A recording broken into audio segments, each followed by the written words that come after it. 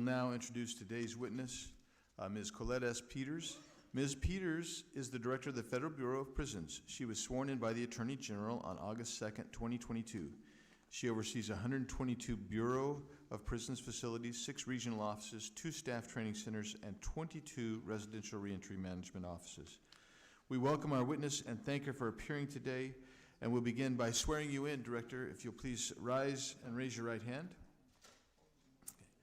Do you swear or affirm under penalty of perjury that the testimony you are about to give is true and correct to the best of your knowledge, information, and belief, so help you God? I do. The record will reflect that the witness has answered in the affirmative. Thank you. You've been seated, so that's good. Please know that your written testimony will be entered into the record in its entirety. Accordingly, we ask that you summarize your testimony. Keep it to 5 minutes. I believe there's a clock somewhere close where you can see it. You might hear me knock a little bit when you get to 5 minutes, indicating to please wrap up. But thank you, Director Peters. We'll now proceed under the 5-minute rule and go to you first for your opening statement. Thank you. Good morning, Chairman Biggs, Congresswoman McBath, and members of the subcommittee. I first also want to offer my sincere condolences for the loss of your colleague. Yes. Is that better? Okay, I'll start over. Thank you. Good morning, Chairman Biggs and Congresswoman McBath, and members of the subcommittee. First, I too would like to offer my sincere condolences for the loss of your colleague. I am grateful for the conversations I have had with her, and her fierce advocacy and accountability for the Bureau will be missed.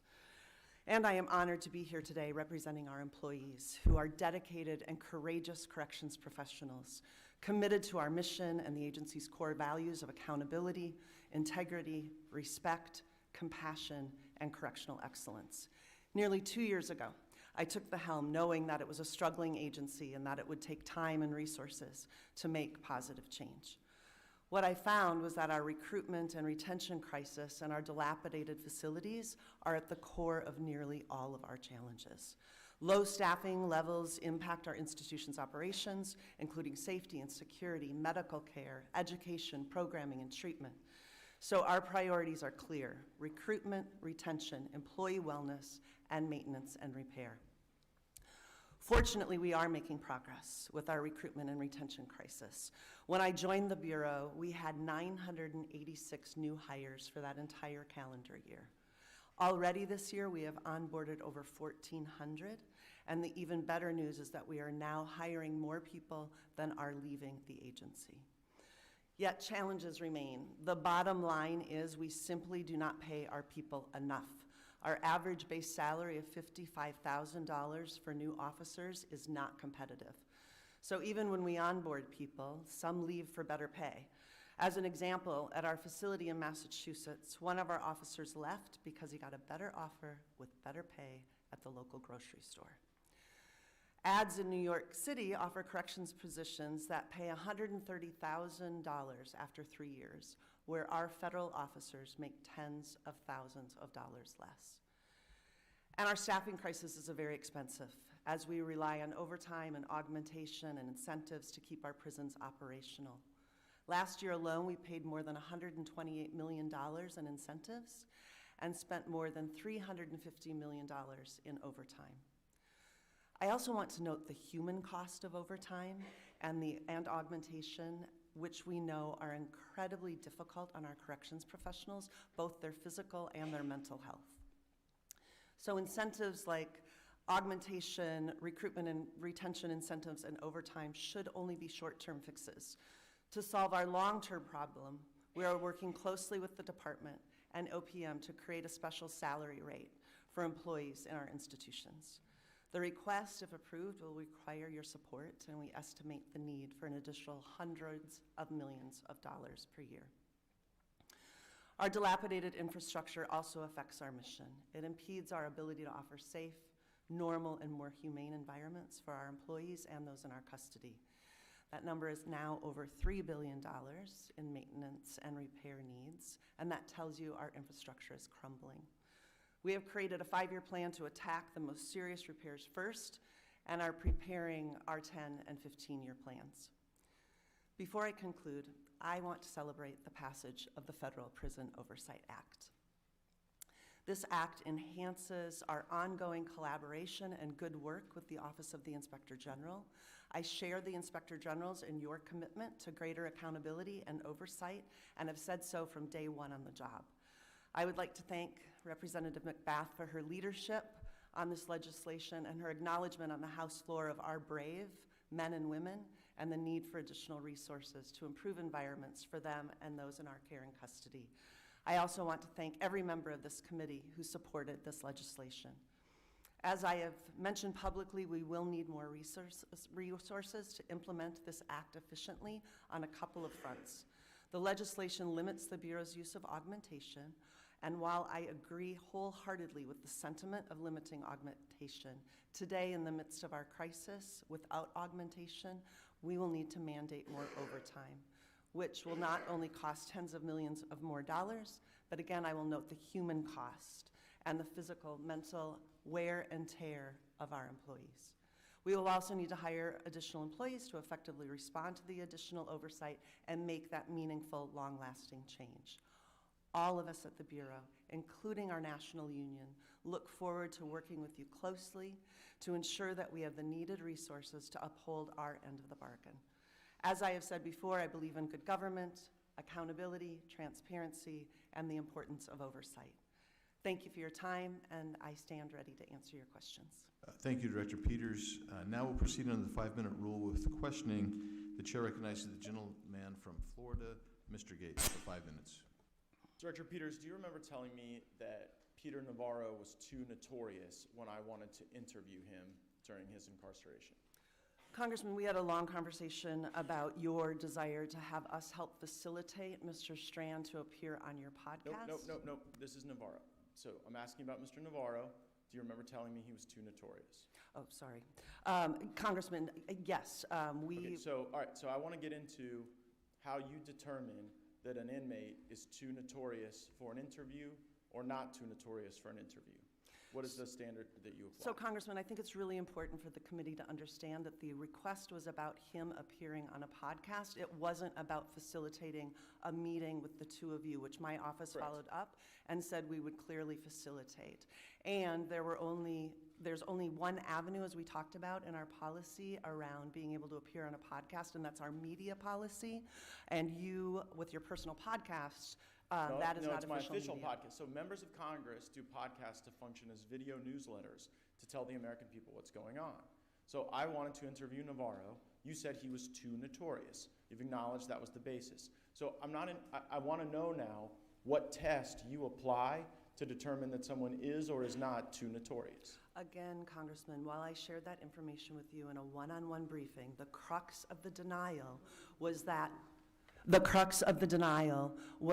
we were not able to help facilitate an incarcerated individual to appear on a podcast. No, that wasn't what you said. You said it was,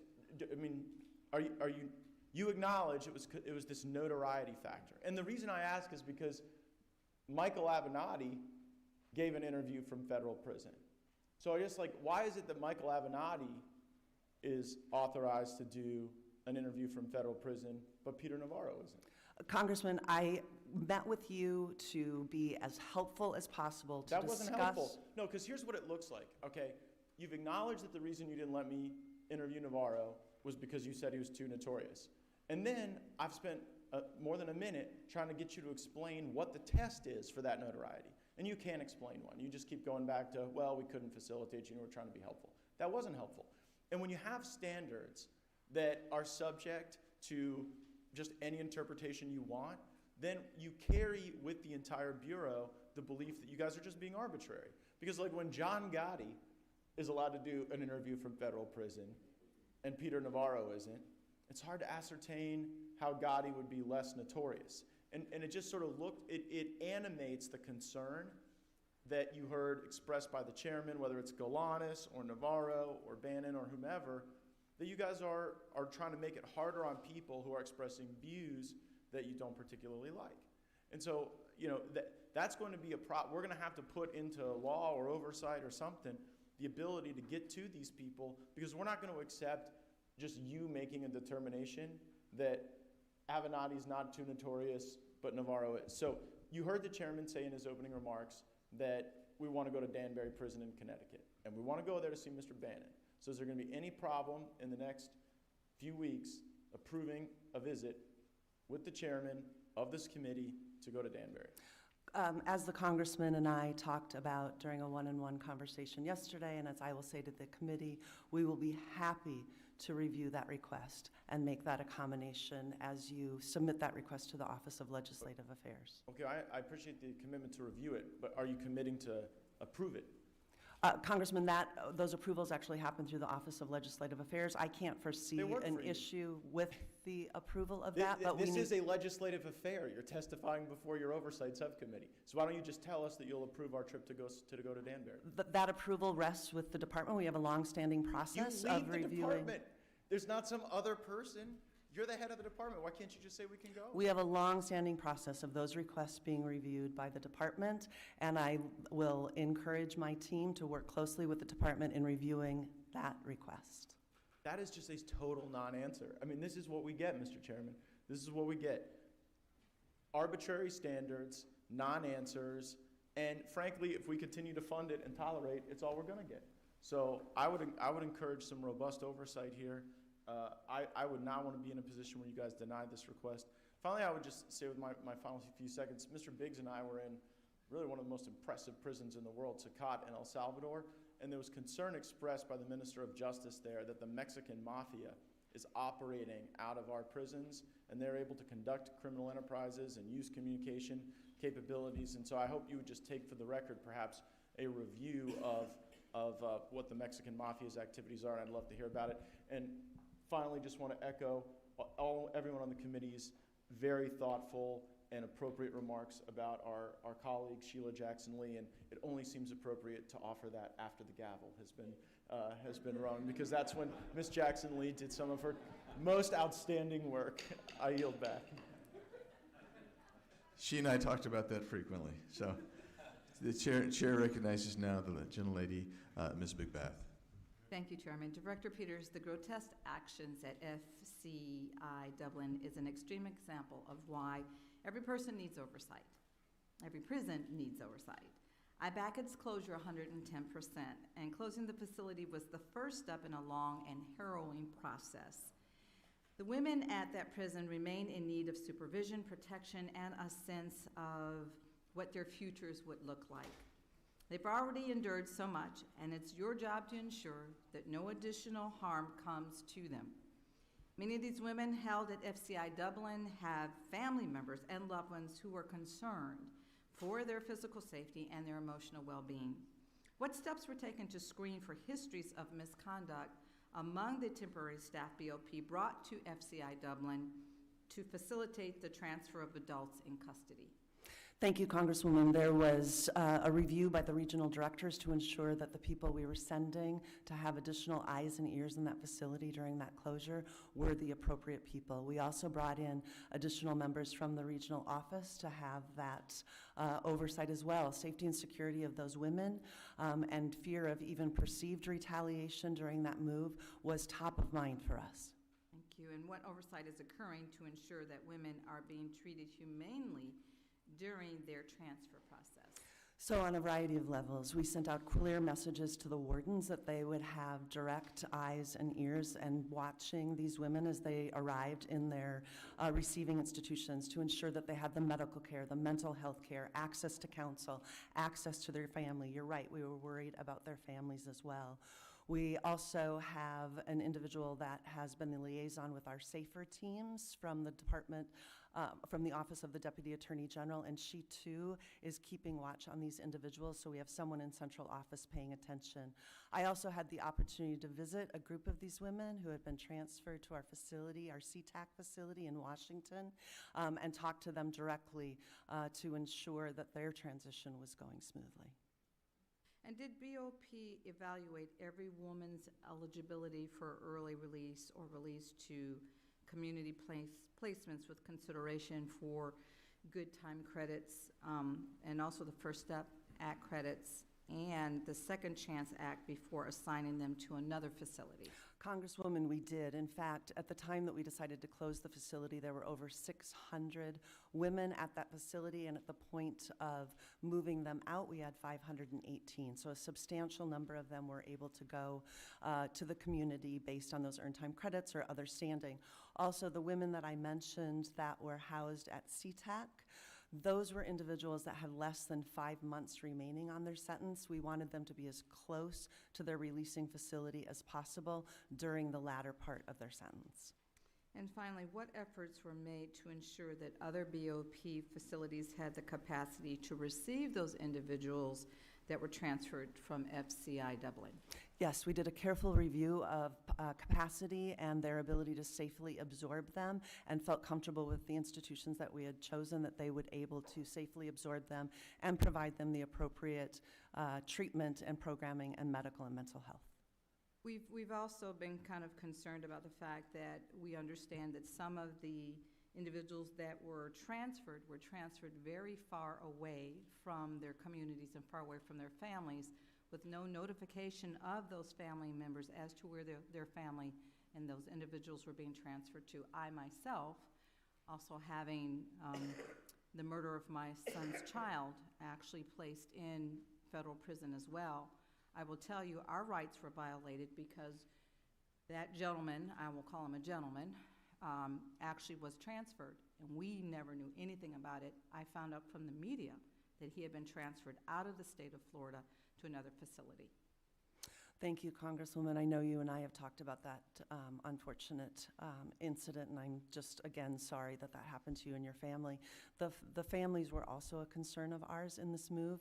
For safety and security reasons, we can't give advance notice on when we're moving adults in custody ever, not just the temporary closure of a facility, but even the daily moves that we make, which is why we made sure that they had access and ability to reach out to their families once they arrived at their receiving institutions.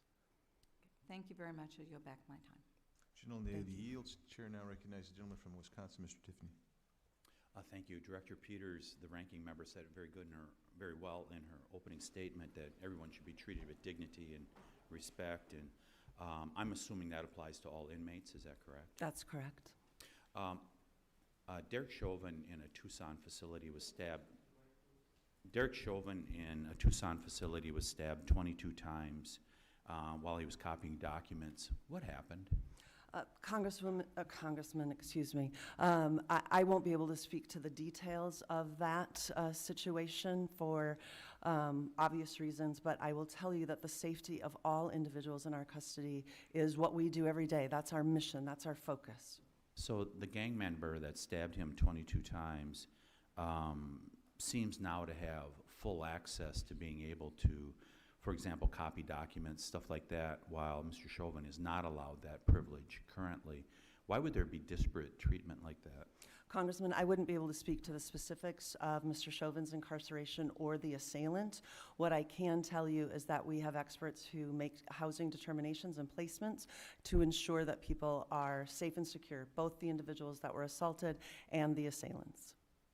Are you aware that Jason Galanis reported to Bureau of Prisons chaplain that he was the victim of repeated incidents of sexual harassment at the hands of BOP staff?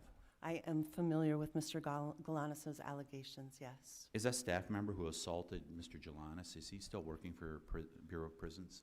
Again, that's an ongoing investigation, and I wouldn't be able to speak to the alleged individual's circumstances right now. You know, Mr. Chairman, this is really I've just been here 4 short years. This is really one of the frustrating things.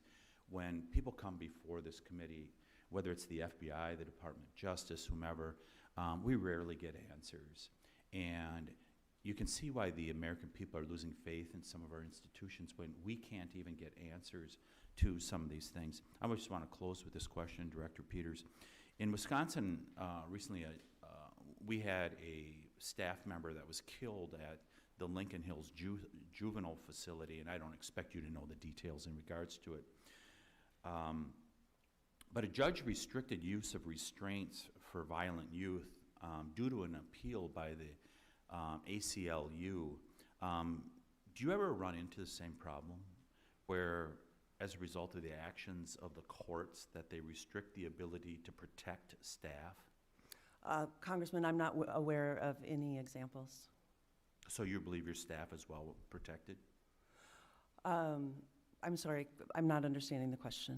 Do you think your staff is relatively safe in the environment that they work in? I think that the important thing that we do every day is work to train them, make sure they have the tools and the resources they need to operate safe and secure prisons. So, Mr. Chairman, thank you for giving me the latitude where I'm morphing into a state issue, but it's very disappointing now. A staff member, a very good staff member, was killed in a facility that that lives in my district as a result of a judge who took actions that allowed the inmates to run the asylum. With that, I yield back. Gentleman yields. Chair now recognizes the ranking member of the whole committee, the gentleman from New York, Mr. Nadler. Thank you, Mr. Chairman. In April 2023, GAO placed management of the federal prison system on its high-risk list, in part due to staffing challenges. In which positions are vacancies most acute? We're focused mostly on our correctional officers. And what is your short-term and long-term plan to increase the number of correctional officers to meet the needs of the system? Thank you for the question. We have done so many things. We've used every incentive that we have at our fingertips, both recruitment and retention incentives. We've changed how we're marketing and trying to hire our correctional officers. We increased correctional officers' base salary by $2,000. We waived the maximum age entry, from 37 to 39. We pay a $1,000 recruitment bonus to any employee that successfully recruits someone and brings them onto the Bureau. And as of May 2024, we received direct hire authority for our correctional officers nationwide, which has proven very successful. And then, as I mentioned in my opening remarks, I think the primary focus is really that base salary and working with the department and OPM for a special salary rate. Thank you. According to GAO, some of the staffing concerns relate to difficulty recruiting, while other challenges relate to what the GAO called, quote, the growing use of overtime and augmentation. What are you doing to reduce overtime, and specifically the use of mandatory overtime?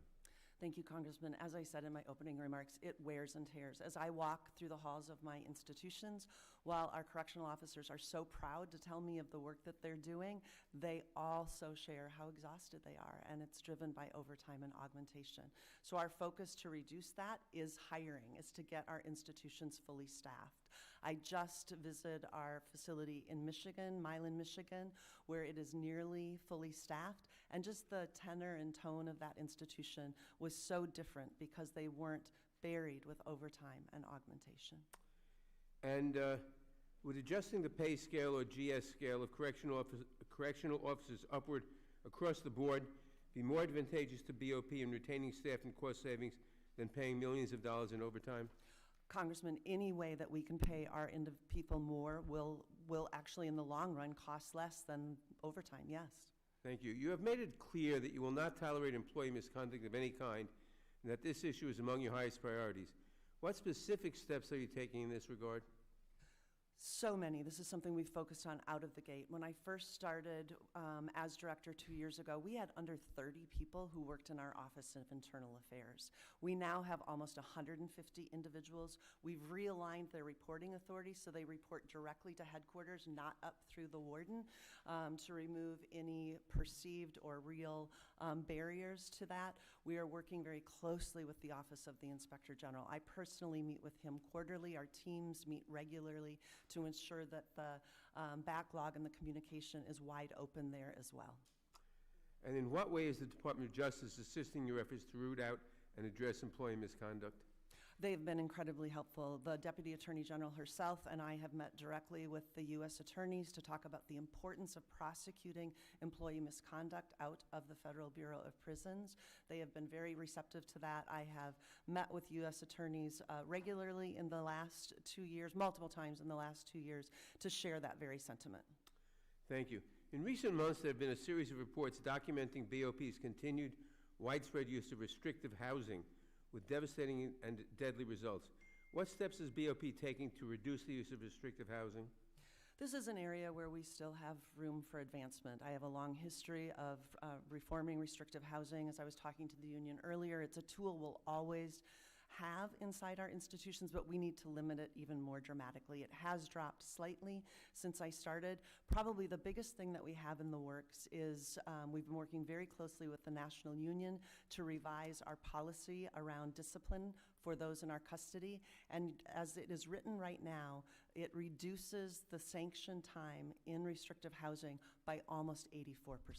So Thank you. once that is passed, I think we'll see And substantial what has change. BOP done to address the high rate of suicide in restrictive housing? So we have mandated that individuals are double-celled in restrictive housing in order to ensure that they have human contact while they're in restrictive housing. Thank you. Before becoming director of BOP, you often spoke about the harms of solitary confinement and the benefits of alternatives to the practice. What are the benefits that you see in alternatives to solitary confinement where people are separated from the general population but are provided real and effective out-of-cell programming and services? Yeah, the research Gentleman's is, time's expired, but you may go ahead and answer the question. thank you, Mr. Chair. The research is very clear. The more normal and humane environments that we provide for the adults in custody, the safer they are, the less wear and tear on them as well as our employees. And so we have many alternatives to restrictive housing that we've engaged in over the last couple of years, including our step-down units, our reintegration units, our GROW units, which actually prevent people from actually going to restrictive housing. So we're taking lots of steps to see those numbers drop because we know very clearly the negative impacts of restrictive housing on those individuals. Thank you, Director. I yield back. Gentleman yields back. At this time, I acknowledge that the gentleman from South Dakota. Oh, sorry about that. I'm from The South gentleman Dakota. from North Dakota, Mr. Armstrong, would like to be waved on without objection. Seeing none. Okay. Chair now recognizes for his 5 minutes of questions, the gentleman from the chairman of the entire committee, from Ohio, Mr. Jordan. I thank the chairman. Director, how many federal inmates were released to home confinement under the CARES Act? We had about 35,000 released under the CARES Act. 35,000? Oh, excuse me, 35,000 is the number under FSA earned time credits. Under CARES Act, it was 13,000. 13, that's what I thought. 13,204. 13,000. On February 4th, 2023, Jason Galanis, after serving approximately 40% of his sentence, applied for home confinement. Very next month, the probation office approved that. You're familiar with that, right? Also, the very next month, March of 2023, the Pensacola warden approved. And then on June 9th, the Residential Reentry Management Center also approved Mr. Galanis for home confinement under the CARES Act. But then, 4 days later, the Board of Prisons denied it. Who made the decision to deny that? The denial came out of the Residential Reentry Management Office. After they approved it, 4 days later, they changed their mind? So the chair and I spoke yesterday. I think there's some confusion around approvals and referrals. The warden has the ability to refer. Probation has the requirement to confirm that his housing option in the community is proper. That still doesn't approve a home confinement placement. The final decision rests with the Residential Reentry Management Office. And they told Mr. Galanis on the 9th that everything was fine. And then on the 13th, they changed. Why? That is not my understanding. The Residential Reentry Management Office did a thorough review of his case and concluded that he was, for a variety of indicators, would not be a good candidate for home confinement. The Residential Reentry Management Center on June 9th approved Mr. Galanis' request for home confinement and then reached out to the Southern District of New York where he was prosecuted. Is that what happened? That's not my understanding. My understanding is since he had more than 5 years on his sentence, it was practice for the Residential Reentry Management Office to reach out to the U.S. Anyone Attorney. else get CARES Act release and home confinement under the CARES Act who had more than 5 years left on their sentence? I can't answer that question I can. David definitively, McMaster but I did. can tell David you. McMaster did. In sentence for fraud, similar to Mr. Galanis, had a 188-month sentence and was given home confinement under the CARES Act. We look at each case individually. I am confident that Okay, Mr. so Galanis' this case. is what I'm getting at. What was the reason, whether it was an approval then a denial, what was the reason for the denial? So it was a handful of reasons, and we look at the totality of the circumstances when we make When you these say decisions. "we," who ultimately makes the decision? Does that rest with you? No, sir, I do not review these. Can you overrule it? This is the residential. Can you overrule what happens at the Residential Reentry Management Center? I have never overruled one of their decisions. Never. Okay. Then, So- then what were the factors that made this determination? So the factors included the fact that in a previous incarceration cycle, he violated the conditions of his supervised release by texting a potential witness, and his bond was ultimately revoked. His role in the instant offense as a leader and organizer was outlined in the pre-sentencing report. As was mentioned earlier, he owed over $80 million in restitution. He had more than 10 victims and more than 5 years left How many on were his turned down? sentence. The people who applied under the CARES Act, you gave approval to 13,204. How many were denied? I don't have that number, but we're happy to look into it and get it back. Is it a to big the number? Is it a committee. small number? What's the number? You know, Congressman, I wouldn't venture a guess under oath. I will tell you that towards the end of CARES Act, the number of requests that came in, I'm told, tripled as the population learned that the CARES Act was expiring. So I know at the time of his request, the numbers were very high. Did the fact that the House Oversight Committee subpoenaed Mr. Galanis' business partner have any weight on the decision to deny his request? No. You're confident of that?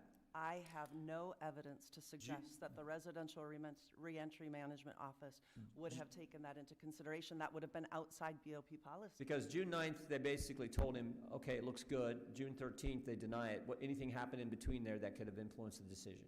Not that I am aware of. Well, that's when the subpoena was sent to his business partner on June 12th. We actually think that probably had some impact on the decision to deny his request. Given that other people, similar crime, similar sentence, were in fact approved, like Mr. McMaster.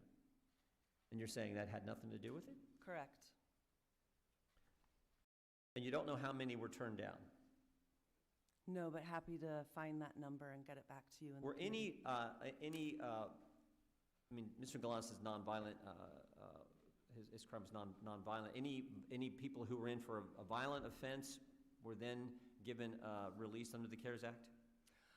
Congressman, I am confident that Mr. Galanis' case was handled within existing BOP policy, and I am aware that any part of his application was denied other than the merits that I just described to you. Okay. Well, the timeline doesn't seem to add up to what you just described there. I yield back. Gentleman Mr. yields back.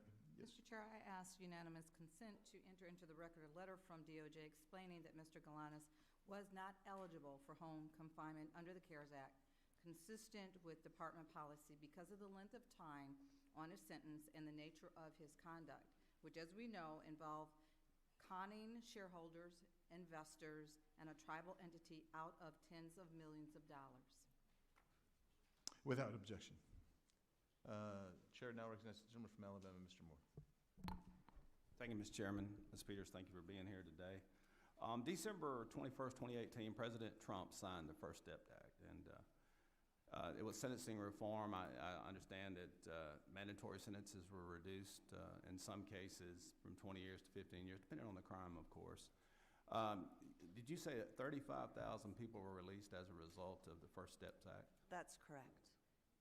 The safety valve program, which also restricts or allows judges in nonviolent crimes to allow criminals, or at least people who have been convicted, a little earlier release, has that been helpful in lowering prison population and crowding? You know, our prison population is continuing to climb ever so slightly, even though we have some of these tools at our disposal. You know, in Alabama, I think we spoke about this last time. I'm a proponent of prison reform and certainly sentencing reform, and we have a prison in Alabama that actually teaches skills. And so when the inmates come out, they're certified welders, diesel mechanics, all the above. The recidivism rate is lowered dramatically, and so I always encourage us to look at those kind of programs. And concerning Mr. Galanis, I didn't realize that he had 8 business partners. I think Hunter Biden had 8 business partners, and Mr. Galanis was one of the 8 that got sentenced. Hunter did not get charged with anything, is my understanding. And that's the problem, I think, and we talked about this with Merrick Garland, is sometimes it seems like certain people, justice is not truly blind, and that's been a concern for us. And certainly with Mr. Galanis being a partner with Mr. Biden and us trying to get information concerning the impeachment process, you understand how we're concerned when he's denied after he's approved, and then all of a sudden we send a subpoena and they go, oh, by the way, you've been denied. Do you think in any way that sometimes politics gets into part of the prisons?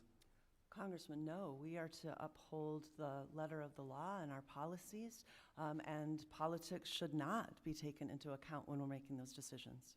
Well, under the First Step Act, which we just talked a little about, certain incarcerated individuals are meant to be able to earn time credits for participating in recidivism reduction programs. Our productive activities, which can be later applied towards early release, we have been informed by the BOP that it is not processing, or it is at this time it's not processing these earned credits, leaving inmates, including Jason Galanis, in the dark regarding his status through the First Step Act. What is the BOP doing to rectify the implementation of the First Step Act to ensure that individuals like Mr. Galanis are receiving proper treatment under the law? So the automation of the earned time credits have proven very effective. It really allows for transparency with the adults in custody now. So now they know they have a projected date on if they stay in program, if they continue to engage in positive behavior, that those earned time credits are there. So why are we keeping the prisoners in the dark on these? I think in some ways that's a carrot that we can say, hey, you're at this point, we could move you along a little, you're making great progress. I mean, we always want to encourage folks who are trying to make the effort to correct their path. Any reason why we're keeping certain inmates or inmates in dark on this? Congressman, you and I are aligned on this. I'm a behaviorist by training, and it's absolutely a carrot, which is why we have changed the practice now. So now they're not in the dark. Now we're doing the automated projective earned time credits, and they're able to see that carrot, if you will. When did y'all begin that? We have been working on automated time credits for over a year, and it's been in the last few months that we've been doing the projected earned time credits. Okay, to your knowledge, based on participation in these programs facilitated under the First Step Act, First Step Act, how many earned credits does Mr. Galanis, how much has he accumulated? I do not have that answer, but we're happy to look into it and get back to you. Okay, thank you. With that, Mr. Chairman, I'll yield back. Chair now recognizes Representative Dean. Thank you, Chairman Biggs.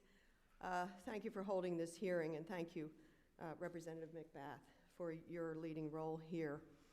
In the absence of our colleague, I just want to take a couple seconds to also offer my thoughts and sympathy, especially to Sheila Jackson Lee's family and her staff, her able staff, both here and in Houston.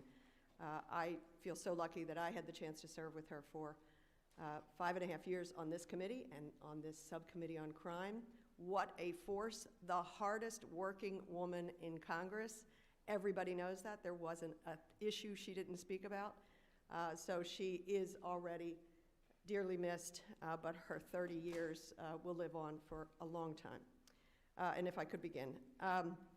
Thank you very much, Director Peters, for being here. The BOP reports that 45% of federal prisoners have mental health or behavioral problems. More than 30% struggle with substance use disorder. That's in line with what I have heard when I was state representative in Pennsylvania, and when I've spoken to Secretary Laurel Harry of the Pennsylvania Department of Corrections. She estimated that roughly 35% of the people within her care struggle with mental health. At least 15% suffer from serious mental health problems. And she said a majority, perhaps as high as 70%, grapple with addiction, substance use disorder. Clearly, our inmates need comprehensive support because they are coming home. They will re-enter our society, and we want that to be as successful as possible for them, for their families, and also to reduce recidivism. So, addiction and mental health. What are the top things that the Bureau is doing or can do, especially if you had the resources, to aid inmates with mental health issues and substance use? Thank you, Congressman. You're absolutely right, and the numbers that you mentioned reflect what's in my recall. A large number of individuals suffer from mental health issues and alcohol and drug addictions. Many of those are drivers to incarceration. Yes. And so it's really our job to focus on getting them healthy, both physically and mentally, before they come back and become our good neighbors. So all of our institutions have doctoral level psychiatrists, or psychologists, and we have 500 psychologists and approximately 600 treatment specialists across the country who focus on this alone, as well as residential and non-residential alcohol and drug treatment. I appreciate that. You talked, especially in your testimony, about recruitment, retention. By way of staffing, how many staffers are you down? And then I'm wondering, has there been any attempt in terms of compensation, attempted special pay increases for staff, for example, that we should know about because of our appropriations role and responsibility? So staffing, how much are you down, and what do you need in terms of appropriations and any special pay? Great, so I'll start with the money. As I said in my opening comments, we paid over $128 million last year in recruitment and retention incentives alone. And we're working with the department and OPM specifically on a special salary rate, because as I've said before, these incentives are Band-Aids only. The bottom line is our employees are not getting paid enough. And so a special salary rate is really the long-term fix. What does that look like? What would a special salary rate look like? We estimate needing an additional $600 million a year to have that salary rate accepted and have a competitive salary with other law enforcement agencies and the private sector. Okay. And is that what is meant by a special pay increase? Is that what you're? Special salary rate, that's correct. Okay, Yep. thank you. And we're asking for all of the employees in our institutions. And in terms of staffing, under the previous administration, how many staff members did you lose? That 2016 number keeps coming up. It was around 6,000, I believe, but what we've really focused on is the fact that even though we have positional authority right now, we're not able to fill them all. And so you asked about what was funded, or excuse me, what is authorized and what is filled. We have over 20,000 authorized in the correctional officer series, but if you look at boots on the ground, those correctional officers that you think of managing the units, we have about 14,900 authorized, and only 83% of those are filled. We also had a contractor come in and do an assessment to figure out going forward how many do we need to safely operate our institutions, and they're telling us we need an additional 4,000 correctional officers, another 2,500 healthcare professionals, and they're going to complete their analysis this fall on the other employees that are working inside our institutions. Thank you for your leadership, and I hope we, those who appropriate the money for the Bureau, for your tireless staff, actually hear those words and meet the moment. Thank you, Congresswoman. Thank you. Gentlelady's time has expired. Chair now recognizes gentleman from South Carolina, Mr. Fry. Thank you, Mr. Chairman. I would yield my 5 minutes to the distinguished member and future governor of the state of North Dakota, Mr. Armstrong. Thank you. Where are you from in South Dakota? Millbank, Oh, fantastic. so not far from your border. 90% of the people who are in custody in the federal system will be released. That's correct. I mean, that's why we're here, and that is why it's important. And you inherited a mess. I mean, you inherited a mess. But we walked through, and I think, and there's not a lot of great stories over the last 5 years, but I think there are some, and I think it can also help. The CARES Act recidivism rate was 3.7%. That's roughly 10% of BOP at large, and it's statistically no different than traditional home confinement. Is that, are my numbers accurate? I mean, the recidivism rate for CARES Act was about 4.4% is what I have, yes. So, and recidivism rate for First Step Act is about 35 to 37% lower than the BOP at large. That's correct. So, I mean, these programs work. And I think, so when we're talking about staffing, and I'm going to ask about the OPM salary thing in a second, because there's another side to this, right? What percentage of people who you hire are gone within the first year? Do you know? You know, I don't have that number, but it is an area of concern because we were able to onboard in 2022, but we onboarded fewer than left. So the good news for this year so far is that we've onboarded 1,400, and it's more than have left. And I appreciate you saying you support the BOP oversight bill, because it's not often we have somebody in here. I mean, there's some strict measures in there. You talked about augmentation and all of those different issues. But if you're hitting overtime at 5 o'clock on Wednesday, and you're committed to working another 2 hours a week, and you have 2 kids at home that you haven't seen, and you're working in a dilapidated facility, and people have to be locked up all weekend because you don't have enough staff to get them in there, you know what that creates? Well, one, it's a terrible working environment outside of the pay, and that's exists. It also creates recidivism. And there are things the federal system does really well, and one of them is pretrial release. It's fascinating to me because it's almost counterintuitive. It's less confrontational, more rehabilitative, life choice skills, all of those different things. The problem is nothing you get taught in pretrial release, you remember 10 years later when you get a 10-year minimum mandatory. And some of it is geographical, but one of the things the federal prison system I don't think does very well, and I think we have an opportunity to increase on it, is reentry. The tools for reentry, we have a bill with David Trone just to give everybody a BOP ID, like to set up a bank account or to buy a bus ticket or to get home. And so when we're talking about the first step implementation, we talk about what happens when they get out. But what are you guys doing to implement, and this becomes more important because a lot of times people are not incarcerated locally. So what are you doing to meeting the good time credits and outside of staffing, because I'm assuming staffing is a challenge to this, what are you doing to increase the ability of the people who qualify for video calls with family, telephone calls with family, all of those different issues? Because we know, and the data supports, the more you do that, the less likely they're gonna reoffend when they get out. So you covered so much there. So I would of take course, everybody's as the time. director of BOP and as the former Inspector General of the good state of Oregon, of course I support the Oversight Act. I understand the important role of the Inspector General, and he and I work closely. As it relates to release IDs, I've had met with Congressman Trone many times. I'm proud to report to the committee that all BOP facilities now have the ability to issue an ID, so individuals are actually leaving. In fact, since December of 2023, we've generated over 6,500 release cards. As you well know, that's an incredible barrier to reentry. And as it relates to staffing inside our institutions, when I walk the halls of our institutions, and we have great representatives from the union here in the room, they're exhausted. They tell me exactly the anecdotal stories that you just shared, that the families have pickup times figured out and who's cooking figured out, and the Federal Bureau of Prisons messes it up regularly because of mandated overtime. We want to hold people accountable. Yes. We want them to serve their sentence. Yes. But ideally, we'd prefer when they get out, they don't reoffend again right away. That's right. That is the officer safety. So, and this is for everybody.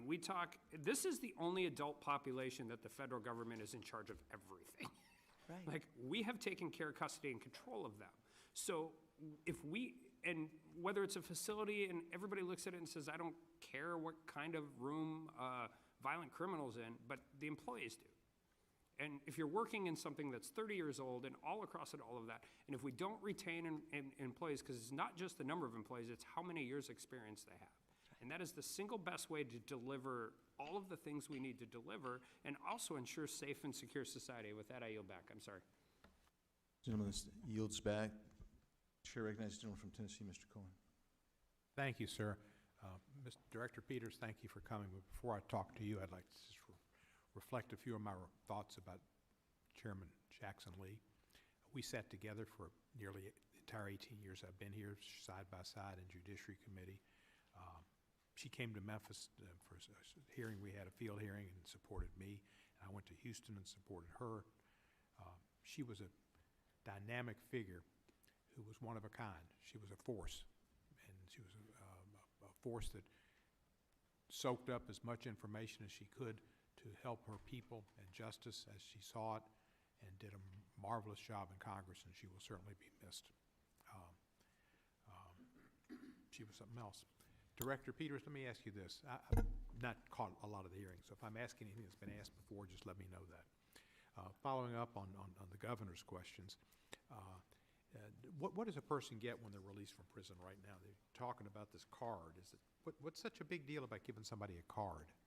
It's such a big deal because it's a barrier to so many things, to getting a bank account when you get out, to being able to show a formal ID, to rent an apartment. Well, I can see that they need it, but why is it such a problem to give it to them?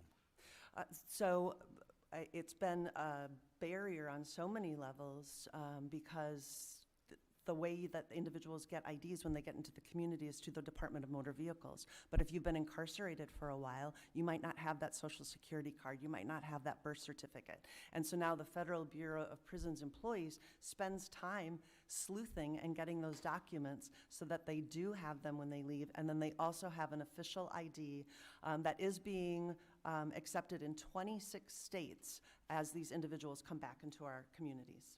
And then when they leave the prison system, are they just taken out and out the prison doors and released? Or are they given transportation back home? How does that handle? So the majority of them not only receive transportation, but they receive transportation to a residential reentry center or to home confinement. So I think the ability to take people who are still serving a sentence and have a step down for them in the community really proves beneficial, so that they have a safe environment to try to reenter, but with wraparound services around them. Once they leave the Bureau of Prisons and they go to these programs which are available to them, Bureau of Prisons is totally out. Y'all don't have any, you don't give them any money to have an opportunity to buy some things when they get out, or any credits? We encourage people to save money on their account for reentry purposes, and but when they're in the residential reentry center or on home confinement, they're still sentenced to the Bureau, so they're still under our custody, which is why it's a great step down. It isn't until their sentence expires that then we hand them off to pretrial for supervision, or probation for supervision. On Saturday, I went to Payne's Barbecue in Memphis, and a man came up to me, and after shaking my hand for the longest period of time I've ever had my hand shaken, big man. Anyway, he came up to me afterwards at lunch, and he said, I just spent 15 years in the federal system, and I want to start a reentry program.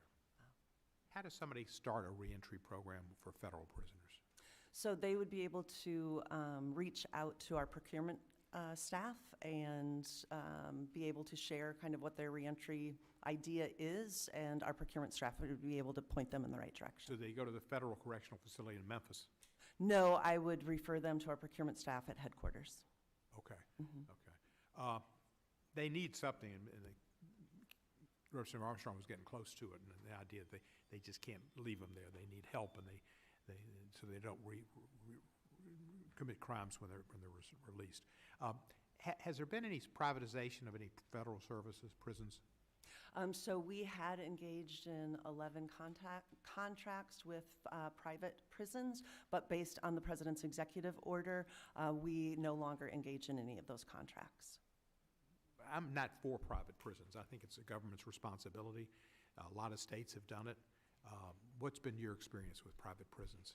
So I'm previously the director of the Oregon Department of Corrections, and that was actually statutorily prohibited in Oregon, so it wasn't something I was familiar with there. And then, of course, the executive order was in place when I arrived in this role, and we successfully complied with the executive order's time frame and ended those contracts. Thank you. Compassionate release, that's a program I've been interested in as well. What have you done to streamline the compassionate release program and get more people that are old as hell, who are not going to be able to or want to commit a crime again, out of the system and home? Gentleman's time's expired, but you may answer the question.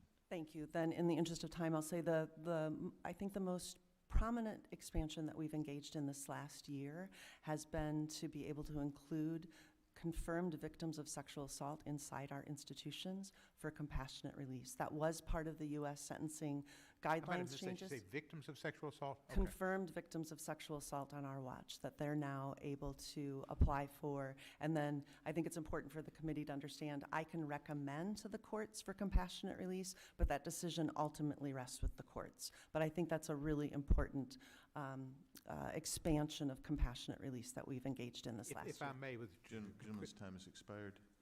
Chair recognizes the gentleman from Georgia, Mr. Johnson. Good Lord. Thank you, Mr. Chairman. Director Peters, thank you for your work as Director of the Federal Bureau of Prisons. The people you house in your facilities are there for a limited period before they re-enter society.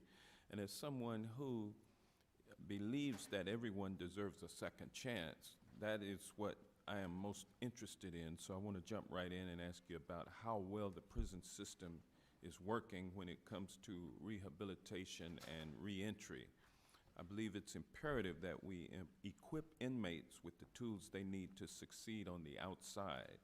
Doing that will help them be engaged, productive members of society, and it is what will keep them from entering recidivism. Can you please talk about the programs that you have inside the prison walls that help with rehabilitation, and do you have enough staffing and resources to run these programs effectively? So we have over 115 evidence-based recidivism reduction programs now, and as I walk the halls of our institutions, there's a lot of creativity about even expanding those. So everything from mental health treatment to alcohol and drug treatment to anger management to cognitive behavioral therapy, residential alcohol and drug programs, non-residential, so a plethora of programs. We believe at the Bureau that the conversation around reentry begins on day one to get them prepared to become those good neighbors, as you say. Do we have enough staff? No. Are they being paid enough? No. I was proud that the bipartisan First Step Act was signed into law back in 2018, which contained both sentencing and prison reforms aimed at recidivism reduction. It's the most significant bipartisan criminal justice reform legislation in a generation. And as you know, the First Step Act provides that those serving sentences have the opportunity to earn good time credits for participating in recidivism reduction programs and related activities. And for qualifying low-level offenders, those time credits will result in early release. And also there are other changes to the good times credit the good time credit calculation. There are some other things in the First Step Act about that, having to do with when the sentence was first commenced. Can you talk about how you calculate those earned time credits for persons who were in prison at the time the First Step Act passed? Yes, so originally when the First Step Act passed, it was a manual calculation, which caused a lot of labor and a lot of confusion amongst the population. So we have now automated the earned time credits. And just recently, in the previous months, not only have we automated the earned time credits, we're actually projecting out what their release date might be, as we talked about earlier, as a carrot, so that people understand if they continue to engage in programming and treatment, if they continue to have good conduct inside the institution, then they know what their earliest release could be. You mentioned how many people are released and the recidivism rate. Under the First Step Act, we've already released over 35,000 individuals with a recidivism rate of just 9.7%. So you're correct, it is working. Thank you. What actions has BOP taken to ensure that risk and needs assessments are conducted as required and that there are sufficient evidence-based recidivism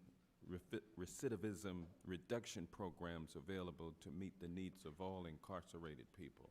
Yes, so we have over 150 evidence-based recidivism reduction programs and productive activities right now, and we are working to expand those every day. As I walk the halls of our institutions, the creativity that I'm seeing around advancing additional programs is great. I mentioned earlier that I just visited our prison in Milan, Michigan, which happens to have the only federal prison with a high school inside of it, so you can get not just a GED, but a high school diploma.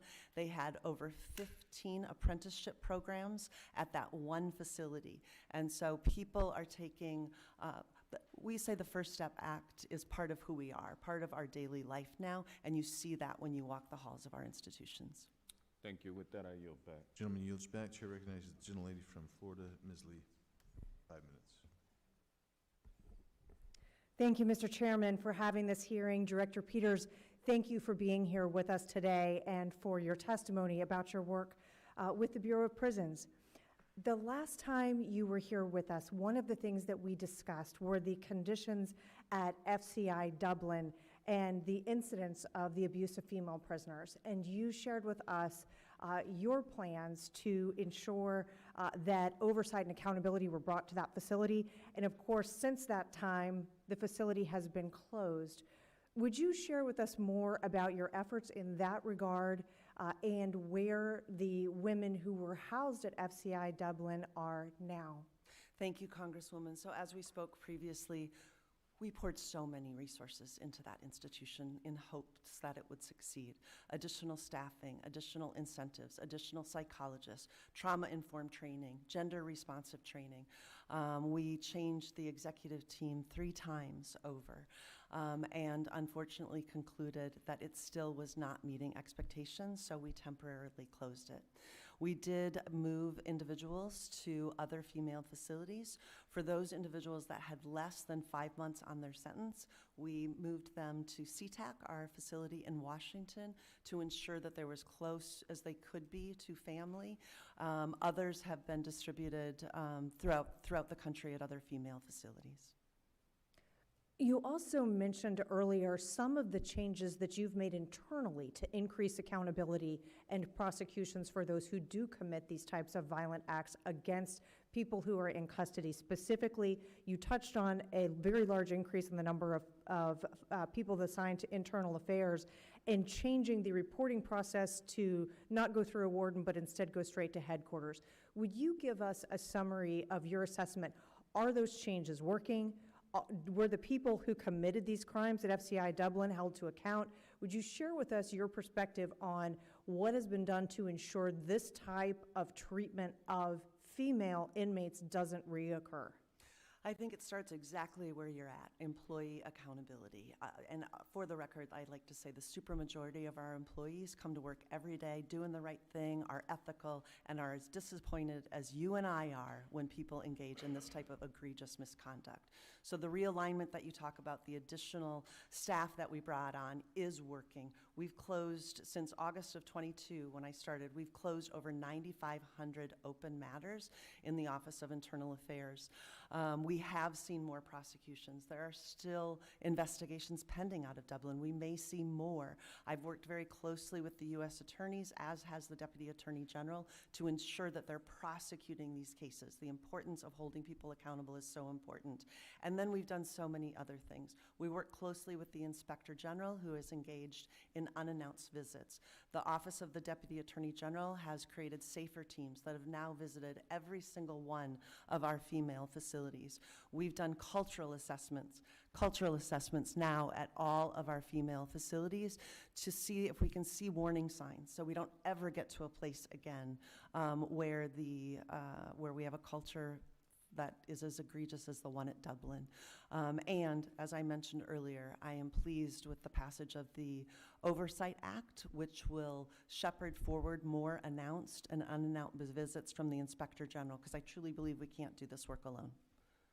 And I was interested in exactly that point. What about the Federal Prison Oversight Act? Do you believe that there are provisions in there that are going to be specifically impactful? Of course, I am very pleased to see it pass the House, pass the Senate. Are there provisions there that you think will help prevent further abuse of women who are in custody? I do, because the Act really enhances what's already happening with the Office of the Inspector General. It just allows for more of it. The unannounced visits, using data to look at any concerns that we have so that we can see a culture change before it gets into a more difficult place. So we'll be seeing more announced visits, more unannounced visits from the Inspector General. And then I think the Ombudsman position is very powerful as well, to have a place where individuals can bring forward complaints and somebody there to ensure that those complaints are asked and answered. What about women in custody who are feeling threatened or are in danger? What options do they have to ensure that their concerns are heard and that they are kept safe? So I think it's our obligation to create a culture where they feel safe coming forward, and that's one of the things that we really work on with our trauma-informed care and our gender responsivity. But they have the right to come forward to any employee that they feel safe talking to. They also have the ability to contact the Inspector General through anonymous channels to be able to report any complaints or concerns that they have. Thank you, Mr. Chairman. I yield back. Thank you. Chair recognizes himself for 5 minutes of questions. Director, I've received certain reports that more than 60,000 First Step Act eligible inmates in the system face significant delays in their pre-release to a halfway house or final release to freedom because there's not full compliance, or you haven't been able to fully comply with the First Step Act yet. And there are estimates that these delays range from 3 to 6 to even as much as 12 months, depending on the length of sentence, which may be costing the taxpayer as much as $5 billion, according to estimates. So I'm going to ask you today, do those numbers sound accurate to you? Are they accurate? I'd want to confirm with my team on the accuracy of those numbers, but anecdotally, that is what I'm hearing when I walk the institutions. There's a lot of frustration with the adult in custody population about them already qualifying for an RRC, and we simply don't have the capacity in the community. And so you're raising a very important point. The Residential Reentry Center program was created before FSA. Before FSA, people would spend weeks or months in an RRC. Now they qualify for months and years in a residential reentry center. And so we are at capacity. Right now, my team is assessing what that future need will be in terms of resources for residential reentry centers. So there's been a long promised but much delayed conditional maximum FTC calculator within. What's the delay on that? Is that happening? When can we anticipate that? Is there a way for you to commit? I'd like you to commit to get that up and running within the next 60 days. Tell me what's going on with that, please. So, Congressman, that was the case. It's now the earned time calculator, Right. the earned time credit Projected calculator earned is time credit calculator. Right. it's fully operational. Any errors that we're hearing about now are because of human input into the system, not because the earned time credit calculator is broken. And then just recently, in the last few months, we have expanded the earned time credit calculator to do a full-on projection so that people can see if they behave in prison, if they stay in programming and treatment, their earliest release date is X. So thank you for that, and I'm going to leave that topic for a second, and we can maybe talk more about that later offline. We've requested a number of items of information and requested some recorded, transcribed interviews with the guard in Pensacola and the two wardens in Pensacola related to the Galanis case. We've not been able to have those interviews yet, and I want, before we finish today, I want to ask you for that commitment, but there's also a series of other items, and I'm going to run through those real quickly. We requested and subpoenaed information on the following. We received less than fulsome responses to some of them. The policies, procedures, and communications regarding Galanis' application for CARES Act home confinement. We received a little bit on that. We expect more. All coordination between staff members of BOP and the U.S. Attorney's Office for Southern District of New York and DOJ in that case. Again, the information regarding the allegations of sexual assault and sexual harassment perpetrated against Galanis by a BOP staff member. And then I want to ask you, and then there's several other things, and I'll get to those in a second if I've got time. But I want to ask you, are you aware of the requirements of the Prison Rape Elimination Act? I'm sure you are. Yes. And what is the standard operating procedure of the Bureau for when an inmate reports being sexually assaulted by BOP personnel? So we take all allegations of sexual assault very seriously. They're referred to the Office of Internal Affairs, and if there's any suspicion of criminal misconduct, it's referred to the Office of the Inspector General. So is the only procedure at that point is a referral to IA? Is that the OIA, or and OIA? then OIG. But there's no immediate movement of that personnel from one area Oh, to yes, there another? absolutely could be, yes. That's why I yes. want that as well, please. Yes, so we do an assessment around safety, both for the victim, and safety for other individuals in the institution. So how quickly is that, like, for the inmate to be removed from the facility? I think it's common practice for the victim to be moved in short order, or the employee moved in short order. So when you say short order, what are we talking about? Sometimes it could be immediate, Congressman. And let's see here, I want to see here. There was a judge in Kansas, my time's expired, but I'm going to send you some written questions as well, okay, that we're going to want answers to, because I want to respect everyone's time here. So I'll send you some written questions, but I would, again, get back to the less than fulsome answers we've received on the request for documents and answers that we've sent. And Director, I would ask that you get your team on that right away so we get that information. And appreciate you being here today. And with that, this committee is adjourned. Thank you, Congressman. Thank you, members.